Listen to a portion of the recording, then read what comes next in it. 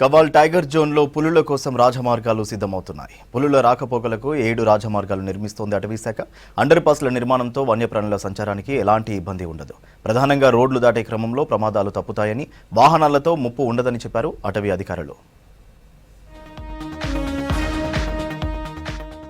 నిర్మల్ జిల్లా కవ్వాల్ టైగర్ జోన్లో దట్టమైన అడవులున్నాయి. ఆదిలాబాద్, నిర్మల్, మంచిర్యాల, కొమరం భీం జిల్లాల్లో కవ్వాల్ టైగర్ జోన్ విస్తరించి ఉంది.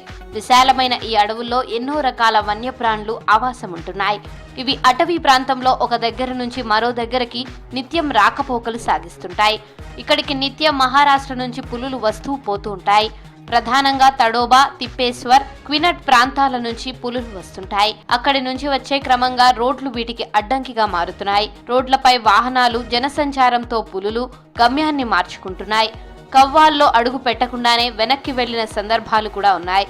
ఇకపై ఈ సమస్య లేకుండా అటవీ శాఖ చర్యలు చేపట్టింది.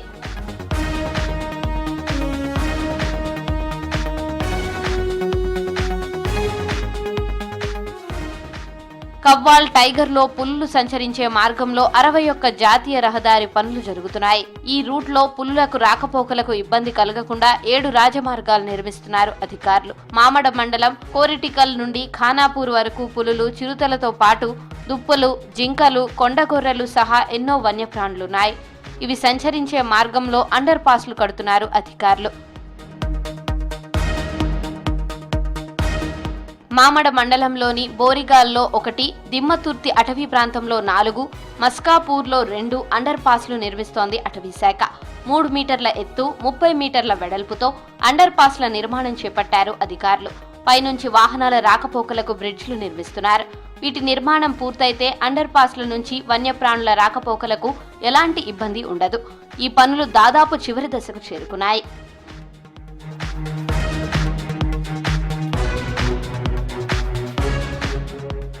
కవ్వాల్ టైగర్ జోన్ నుంచి జాతీయ రహదారి మార్గం వెళ్తుంది. హైవే పై నుంచి నిత్యం వాహనాలు వెళ్తుంటాయని, ఈ క్రమంలోనే వన్యప్రాణులకు ప్రమాదం కలగకుండా అండర్ పాస్లు నిర్మిస్తున్నామన్నారు ఎఫ్ఆర్ఓ శ్రీనివాసరావు.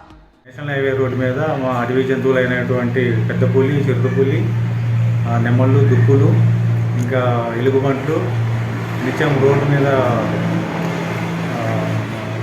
దాటుతూ ఉంటాయి.